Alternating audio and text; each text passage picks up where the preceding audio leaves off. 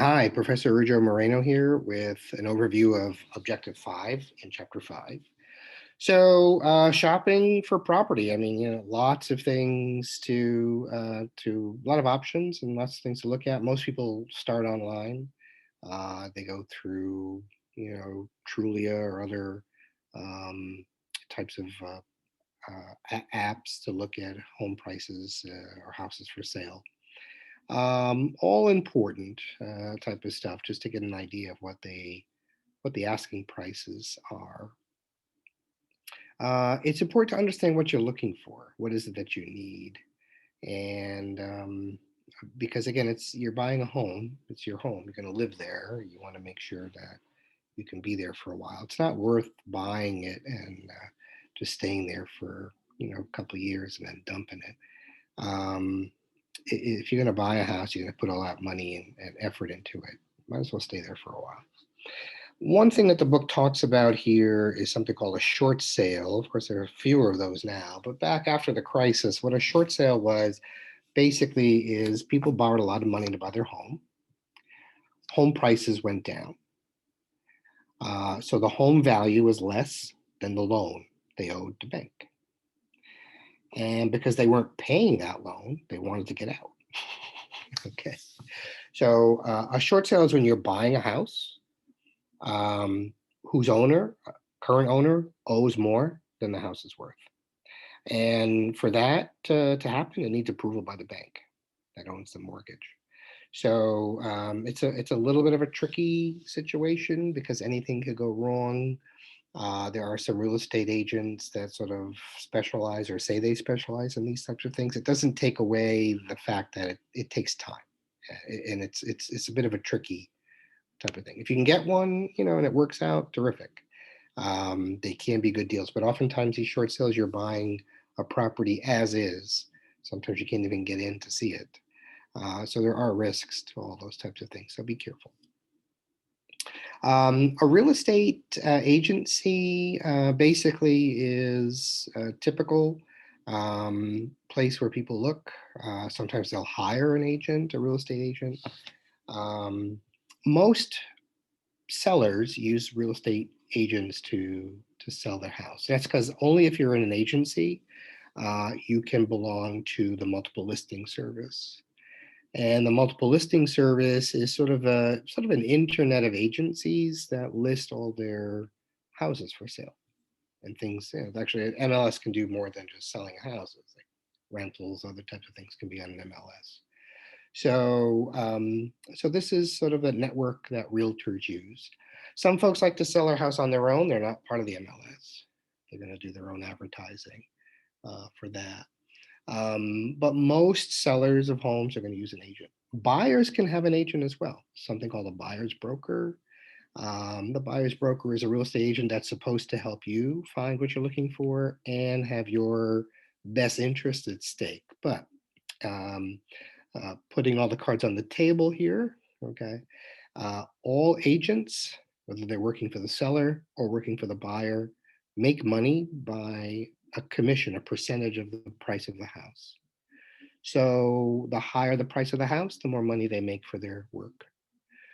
So both agents, whether you certainly have a seller's agent, you have a buyer's agent, both of them are hoping for for the highest possible price because that's how they make a living. They make more money that way. So just disclosure up front. That's an important thing to know when you're working with an agent. Okay, that's how they get paid. That's how they get paid. Okay. Um, so it's important. A lot of homes that you look at will have a lot of remodeling done.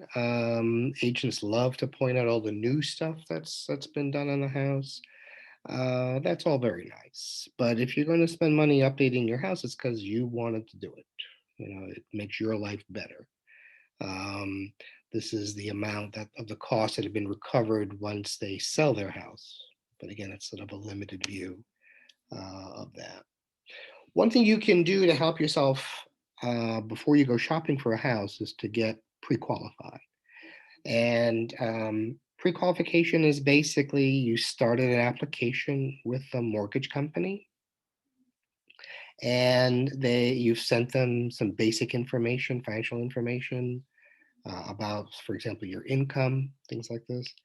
And they have said, based on this information that we have, we believe you're eligible to have this type of a loan or to buy this much of a house. And um, those pre-qualification letters are very important. So when a seller's broker is showing you the house and you want to buy it, um, you have that pre-qual letter. It's like, oh, okay, you've already started the process. These people are already ready to roll. So it does help a great deal. So you should sort of look at that.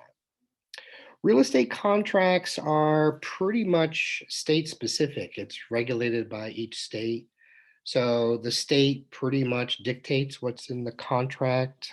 There can be some other things that are in the contract, but basically it's a state law, and most of them are pretty rote. So one thing you need to know is that when you are interested in buying a property, you need to put a deposit down. Okay, so that's called an earnest money deposit. And basically that's the pledge you make with the offer. So I want to buy your house for 100,000. Here's $1,000 down with the offer or something like that. It just shows them that you're serious. Now this deposit could be lost. Okay, if you back out of the deal for no reason. But if you back out of the deal with reason, you get your money back. Okay, you get that deposit back. And so there are valid reasons to withdraw from a contract, such as the place after a home inspection has some hidden problems or things like that, and you don't want it anymore. So those are all possible ways in which you can save your money. Those are also considered contingencies. Okay, you put those right into the contract. Okay. And then lastly, in terms of closing the deal, you saw some of that with the banking issue with closing costs. Everything has to be put on the table. All the information, particularly about your loan, needs to be put on the table, and that's required by law. So the Real Estate Settlement Procedures Act basically governs all of that for single family homes and condos and so forth. And so, basically speaking, there's a lot of laws in place to make sure that real estate deals don't go wrong. But you should still make sure you know and understand all this type of stuff before you start any searches. So your book also lists some home buying strategies to get yourself educated with. But again, it is about education and doing your homework here.